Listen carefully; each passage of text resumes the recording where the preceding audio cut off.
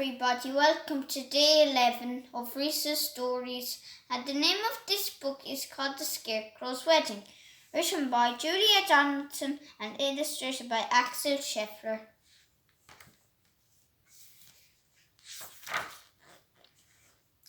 Betty O'Barry and Harry O'Hay were scarecrows. They scared lots of crows every day. Harry loved Betty and Betty loved Harry.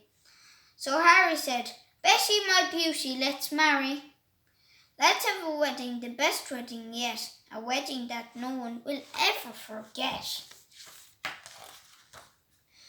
Betty agreed, so they hugged and they kissed. Then Betty said, "Harry dear, let's make a list." "Just as you say," answered Harry O'Hay. So they wrote down the things they would need on the day: a dress of white feathers, a necklace of shells, lots of pink flowers, 2 rings and some bells. Then Harry gave Betty O'Barry his arm, and the scarecrow set off on a hunt round the farm. They hadn't gone far when they spotted some geese. "Oh, geese, if you'll give us a feather apiece, you can come to our wedding, the best wedding yet, the wedding that no one will ever forget." "We will," honked the geese, and they each gave a feather. A spider friend offered to sew them together. "Hooray!" cried the scarecrows. They hugged and they kissed, and they hurried back home and crossed dress off their list. Then Harry gave Betty O'Barry his arm, and then they set off once more on their hunt round the farm. They hadn't gone far when some cows gathered round. Ring, and the bells round their necks made a wonderful sound. Ring-a-ding-a-ding, ring-a-ding-a-ding. "Oh, cows, will you please come and make your bells ring for our wonderful wedding, the best wedding yet, the wedding that no one will ever forget." "Yes," mooed the cows, "we can tinkle our bells." Then a crab scuttled up with a necklace of shells.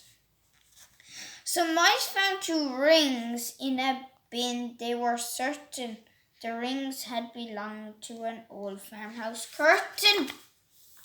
"Hooray!" cried the scarecrows. They hugged and they kissed. Pink flowers are the only things left on our list. Then Harry said, "Betty, dear, I can find those. Why don't I pick some while you have a doze?"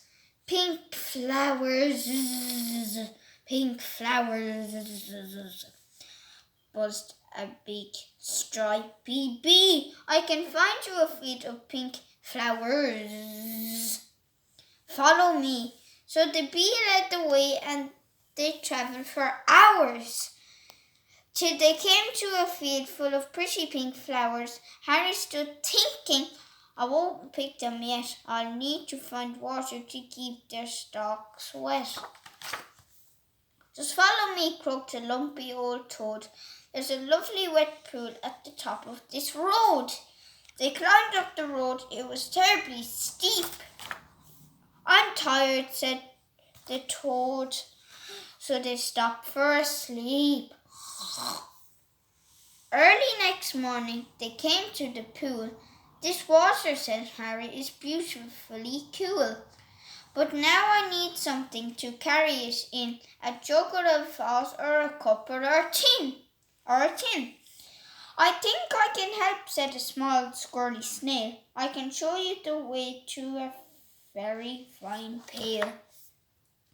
So the snail and the scarecrow set off on their way, but the snail was so slow it took more than a day.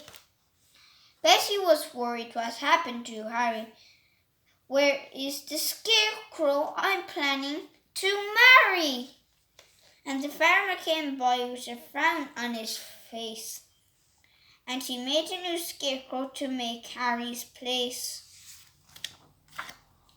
"Good day," said the scarecrow. "I'm Reginald Drake."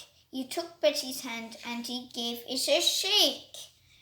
Together he told her, "We make a fine pair. You're really quite pretty apart from your hair." Then he jumped in the tractor and told her, "Hop in. I'm a really fast driver. Let's go for the spin." But Bessie said, "No, I must wait here for Harry. He is the scarecrow I'm going to marry. We're planning our wedding, the best wedding yet, the wedding that no one will ever forget." Reginald laughed. "You'll be waiting forever. Forget about Harry. I bet he's not clever." "I must be the cleverest scarecrow alive. I can sing lots of songs. I can dance and I can drive.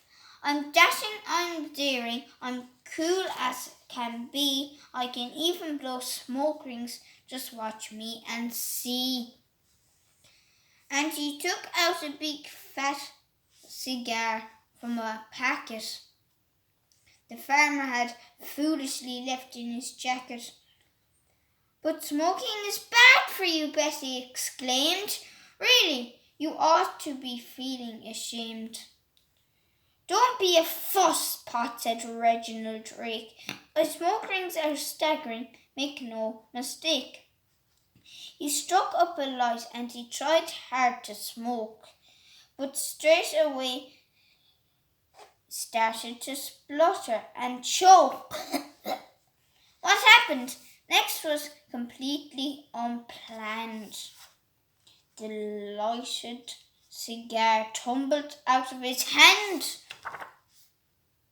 It fell to the ground and it started a fire. Bessie screamed, "Help!" as the flames flickered higher. But Reginald Drake said, "I'd better be off," and he bounded away with a terribly cough.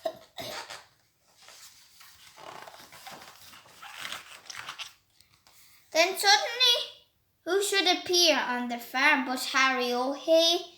With a pail on his arm, Bessie cried, "Harry, my own future wife!"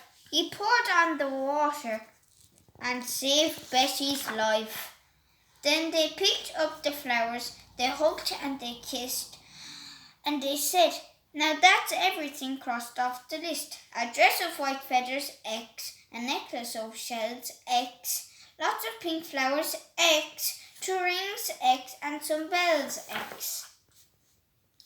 So Bessie O'Barney and Harry O'Hay wed one another the very next day, and everyone, even the snail who was late, said, "Don't they look happy and don't they look great?"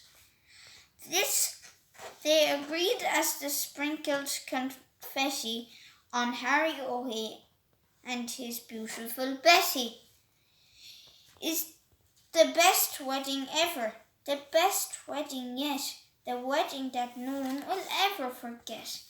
The end. I hope you liked that story, and it was all about the 2 scarecrows who got married. So I hope you have a nice day. Just get out and I hope you liked that story. Bye.